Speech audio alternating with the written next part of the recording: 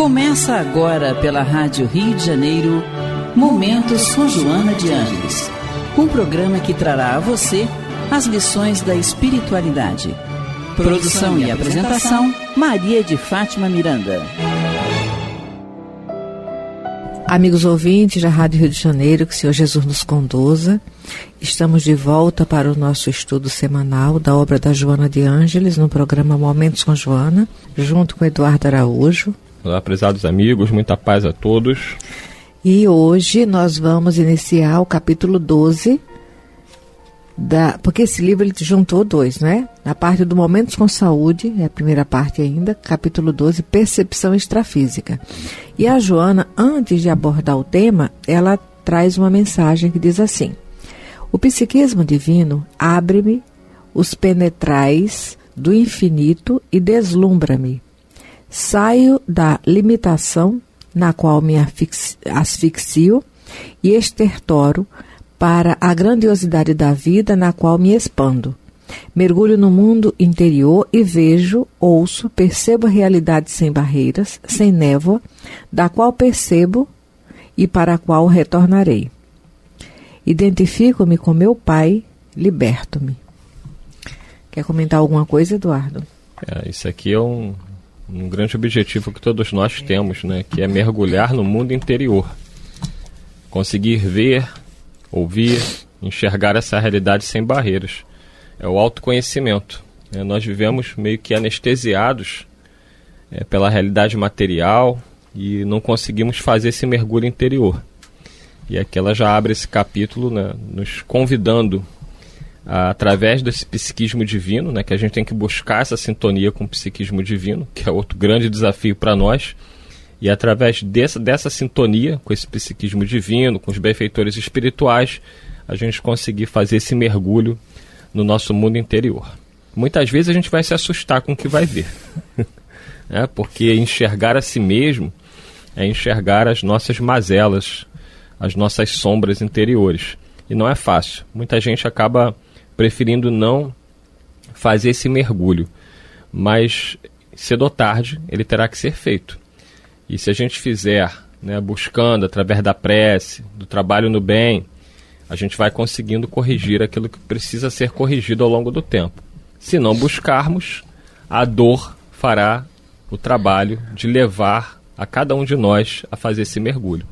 Muitas vezes num leito de dor, no hospital, passando por enfermidades longas e dolorosas, a criatura é obrigada a fazer esse mergulho. E aí fica a escolha, né? Podemos fazer esse mergulho voluntariamente, buscando, através do esforço no bem, na oração, na nossa doutrina, no Evangelho de Jesus, fazer esse mergulho e corrigir aquilo que deve ser corrigido e crescermos. Se não o fizermos, o mergulho virá de uma forma ou de outra através da dor. Mas todos nós, cedo ou tarde, teremos que fazer esse encontro conosco mesmo, mergulhando no mundo interior, que precisa ser reformado, diante de tantas e tantas encarnações, de tantos milênios, como diz o Espírito Emmanuel, em que nós nos comprazíamos no mal e nas sombras. Nós temos uma bússola ideal para utilizarmos nessa viagem interior que é o Evangelho, porque desenvolver o autoconhecimento longe do abraço, do acolhimento do Cristo, é loucura. É loucura, porque nós somos ainda muito vulneráveis, cheios de preconceitos, marcados pelo nosso próprio desequilíbrio. É nisso que Jesus é terapeuta, é médico de almas, porque Ele sabe como nos cuidar, sabe como nos conduzir. Feliz aquele que desenvolveu o hábito de fazer a leitura da Boa Nova, do Evangelho de Jesus, o Novo Testamento. É raro um local onde você não pode acessar uma Bíblia. Na Bíblia tem o Antigo Testamento e tem o Novo Testamento. O Novo Testamento desenvolve o hábito. Eu lidei na minha infância e juventude, adolescência com um casal de idosos que eram vizinhos lá onde eu morava. E eles não sentavam à mesa para tomar refeição à noite sem antes abrir a Bíblia e ler um trechinho do Novo Testamento. Então, cada dia lia um pedacinho, cada dia eles liam todo o Novo Testamento, aos pouquinhos, sem pressa. Antes da refeição, um versículo, e ali agradecia pela comida. Eu desenvolvi esse hábito com ele, seu José e Dona Creuza, que Deus abençoe onde estiverem. Minha avó falava de Jesus, mas ela era analfabeta. Então ela tinha um livro que tinha as gravuras e tinha a escrita. Então ela aprendia pelo que estava desenhado ali, as fotos, né? Porque sem o evangelho, o autoconhecimento e essa viagem interior fica muito íngreme, entendeu? Então vamos agora iniciar aí o capítulo Vai Percepção Extrafísica. Pode então, ler. Capítulo 12. Joana de Ângeles nos diz: há uma imperiosa necessidade de vida interior, a fim de lograr-se a identificação com a realidade. O mundo dos sentidos físicos, em face do seu significado e das suas finalidades de pôr o ser em contato com as manifestações exteriores, afasta-o das percepções profundas, ao mesmo tempo sutis da vida plena. Fixando-o nos campos das manifestações objetivas, bloqueia-lhe a capacidade de ampliar os registros paranormais, que lhe abrem as portas para captar o infinito campo das causalidades. Mergulhado no oceano das vibrações, da energia, da mente, envolto por ondas e pensamentos incessantes, deve dilatar a capacidade psíquica para inundar-se dos conteúdos extrafísicos, que o afetam mesmo quando lhes são ignorados. Quer dizer, todos nós, conforme os espíritos relatam a Allan Kardec, em O Livro dos Espíritos, questão 459, da influência dos espíritos na nossa vida, essa influência ela é constante e ela é permanente. Porém, poucos de nós conseguimos registrar, né, esses conteúdos extrafísicos. E eu não falo aqui nem necessariamente de sermos médios ostensivos, mas no campo da intuição, né, que todos nós temos essa possibilidade, devido justamente a essa questão de estarmos muito presos à questão da vida material. Isso faz com que a gente não consiga essa sintonia necessária com os benfeitores espirituais. Isso dependeria de um esforço, né, da nossa parte em manter uma mente mais, pelo menos buscando mais a oração, a leitura edificante, a música que acalma. Joana de Ângeles nos recomenda em vários momentos a meditação, ainda que de forma breve, porque são momentos que a gente acalmaria a mente e possibilitaria, como ela coloca aqui, dilatar essa capacidade psíquica. Todo mundo, independente de ter ou não uma mediunidade ostensiva. E seria muito mais fácil para o nosso anjo guardião, nossos espíritos protetores, nos auxiliarem nesses momentos de uma meditação, de uma reflexão, de uma prece, e nos auxiliarem aí nas necessidades, né, do nosso dia a dia, para que tomemos as decisões que sejam mais equilibradas, para que evitemos brigas, desentendimentos, mágoas, raiva, ódio, desejo de vingança. Então cabe a nós, né, tentarmos buscar seguir esses conselhos aqui que Joana nos traz, para adquirirmos uma maior capacidade de sintonizar com aqueles que nos protegem. Noutras palavras, os nossos sentidos físicos nos distraem. Eles têm a importância porque é através deles que nós desenvolvemos a vida de relação no mundo material. Mas, quando nós focamos só nos sentidos exteriores, nós perdemos contato conosco mesmo, porque nós não somos corpo, nós somos espíritos. Vamos lá? Ela continua aqui dizendo o seguinte: possuidor de antenas transceptoras, é instrumento inconsciente de forças complexas que o propelem a atitudes surpreendentes e que poderia modificar, facultando-se agir em consonância com o que lhe apraz, ao invés de ser de instrumento dócil e sem vontade própria. Nessa imensa gama de ocorrências parafísicas, destacam-se as faixas da telepatia, da intuição, da clarividência e da clareaudiência, da inspiração, da pré-cognição, da retrocognição, de indiscutíveis bênçãos ao alcance de todo aquele que lhe adentre as áreas com elevação e consciência. E aí, Maria de Fátima Miranda? Porque nessa viagem interior, e quando nós conseguimos entrar nesse estado de meditação, nós vamos desenvolvendo a potencialidade do espírito imortal. Então, quando ela fala aqui, nessa imensa gama de ocorrências parafísicas, destacam-se. A telepatia é quando você... Quem tem o hábito de meditar, de conversar consigo mesmo, de analisar, né? Tem muita gente que não vive acompanhado de outras pessoas fisicamente. Vivem relativamente sozinhas, fisicamente em casa. Mas tem o hábito de pensar, analisar o que vai fazer, meditar, refletir. Tudo isso é um convite à interação dessa realidade espiritual. E aí nós vamos desenvolvendo percepções, nós vamos aprendendo a fazer leitura do ambiente, de tanto estar com a mente adestrada e atenta para essa realidade extrafísica.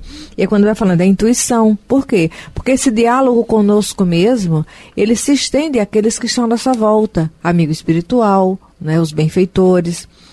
A intuição, a clarividência, é quando você já está com a mente adestrada.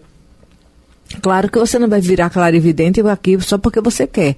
Você tem que vir com essas percepções, elas já de alguma forma organizadas para você desenvolver essas faculdades.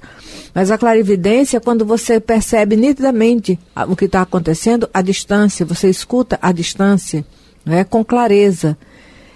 Mas para isso também se faz necessário o Evangelho junto conosco, para que a gente possa se conhecer, avaliar as nossas emoções. Tem uma coisa que, na minha situação pessoal, me ajudou muito, porque eu fui morar longe da minha mãe e eu precisava ficar bem atenta à mente da minha mãe, porque ela de longe ela me ajudava. Eu tinha um pavor de perder aula e... chegar atrasado eu não entraria. Eu estudava 3 bairros depois do meu, pegando condução e tudo. Então se eu perdesse, chegasse atrasado, eu não ia entrar. Eu tinha muito medo, eu não gostava. Minha mãe sempre foi muito rígida com frequência escolar. Aí eu falava, mãe, pelo amor de Deus, agora eu vou estudar de manhã.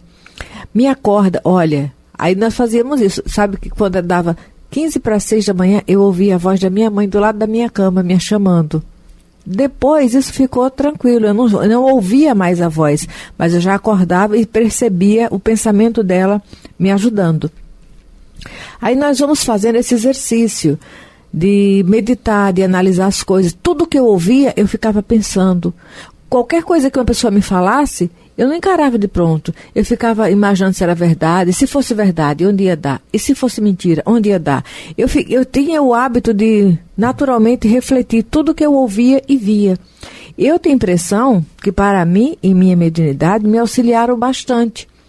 Porque chega uma hora que você estudando, conhecendo a doutrina, fazendo a sua parte e também percebendo as minhas dificuldades, viu? Eu tenho ainda dificuldades horríveis, mas naquela época era pior. Minha Nossa Senhora. Quando eu conheci a doutrina espírita, o amigo dizia assim, Miranda, nós vamos desencarnar para morrer de vergonha do outro lado. Eu falei, eu já faço isso desde antes de conhecer a doutrina. Mas são exercícios mentais de se perceber. Então, tem uns comandos que me ajudaram muito. Por que eu estou sentindo isso? Mas por que eu estou sentindo isso? O que foi que a pessoa falou que desencadeou em mim? Mas por que desencadeou? O que eu já estava sentindo? Qual a minha opinião sobre tal coisa? E eu fui fazendo um processo de autoconhecimento sem saber que estava fazendo essa viagem. Entendeu? Eu não sei quem era o terapeuta espiritual que estava do meu lado me socorrendo. Um dia pode ser que eu encontre ele. Mas me ajudou bastante. São esses exercícios de ficar consigo. Noutras palavras, não fique com medo de ficar só. Aprenda a fazer uma leitura breve e medite naquela leitura. Se perceba como alguém que tem um valor, que tem um potencial, que tem algo a aprender e tem algo a oferecer. Isso faz bem. É o caminho para essa jornada que ela está dando aqui. Vamos dar continuidade. Joana de Ângeles diz o seguinte: és instrumento de intercâmbio psíquico permanente, mesmo sem que te dê contas. emite e capta vibrações, ideias, energias mentais sem cessar. Conforme direciones o pensamento, sintonizarás com outros da mesma qualidade, produzindo afinidade. E aí é que está o nosso grande desafio, né? Porque como nós temos uma tendência ao pessimismo, a sermos mais negativos, a gente acaba atraindo espíritos que estão vibrando nessa mesma faixa mental.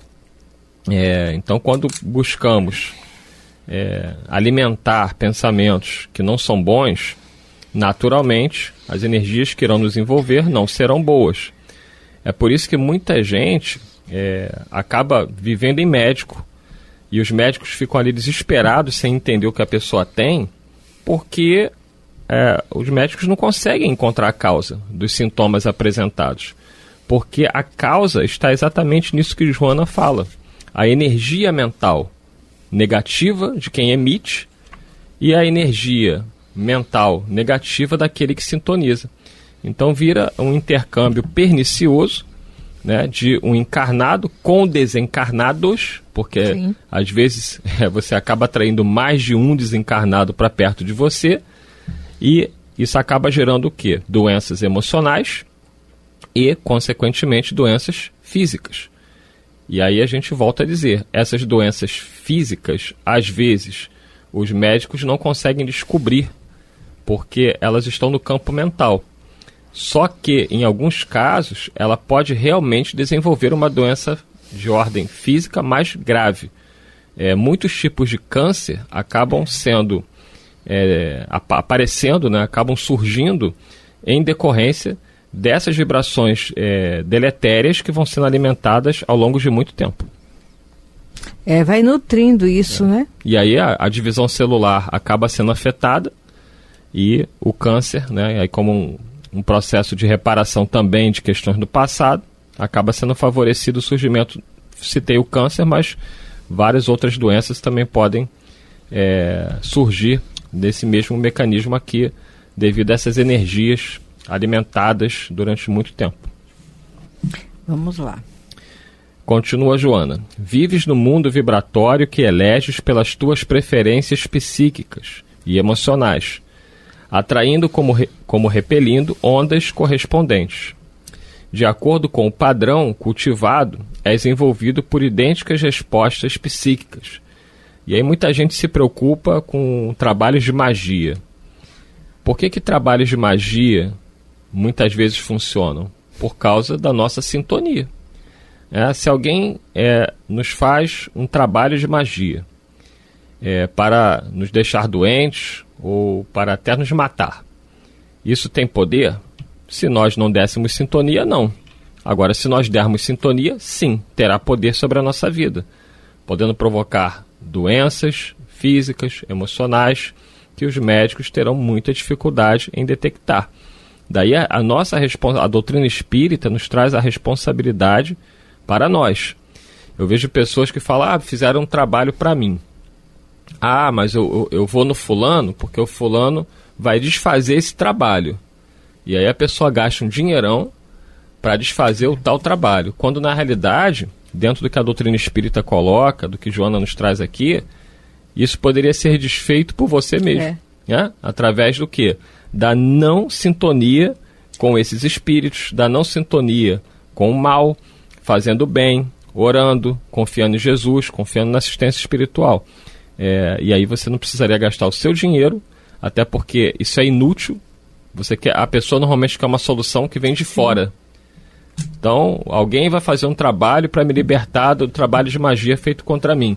Só que isso pode até ter um efeito temporário. Sim.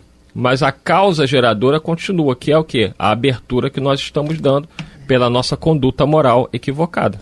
Ninguém pode me libertar de mim, senão Jesus faria isso, não é? Ele nos ama, mas ele sabe que não é por aí o caminho. Então vamos nós. Educando-te interiormente, captar-lhe-ás os pensamentos, mantendo comunicação produtiva, que te capacitará desde agora para o futuro, quando te despojares do invólucro material. Sem que o saibas, eles interferem na tua existência. ora ajudando-te quando são bons, ora perturbando-te quando são maus. Que é exatamente o que eu tinha falado, né? Quando a gente abre esse campo, espíritos maus, às vezes intencionalmente, outras vezes não, né? Porque, deixa eu tentar explicar, quando a gente gosta de algo que não é bom, que não faz bem, sempre vai ter alguém que gosta daquilo também, seja encarnado, seja desencarnado, né? Se eu for para um boteco agora, beber, até ficar bêbado, eu sempre vou encontrar pessoas lá no boteco que vão querer beber comigo até cair bêbado. E do mesmo jeito que vai ter alguém encarnado, vai ter muitos desencarnados. Então eu vou estar sempre atraindo. Agora, se eu for para um trabalho de caridade, um trabalho voluntário, me dedicar a ajudar pessoas que estejam em sofrimento, visitar doentes, quem é que vai me acompanhar? Será que quem vai me acompanhar são espíritos maus? Claro que não, eles não têm interesse nenhum nisso. Se eu tenho o hábito de participar de estudos na casa espírita, quem é que vai me acompanhar nesses estudos? Se eu tenho o hábito da prece, quem é que vai me acompanhar no hábito da prece? Então, assim, as nossas escolhas é que irão determinar as nossas companhias. Isso mesmo. Pode continuar, Eduardo. Fazendo silêncio interior, moralizando-te...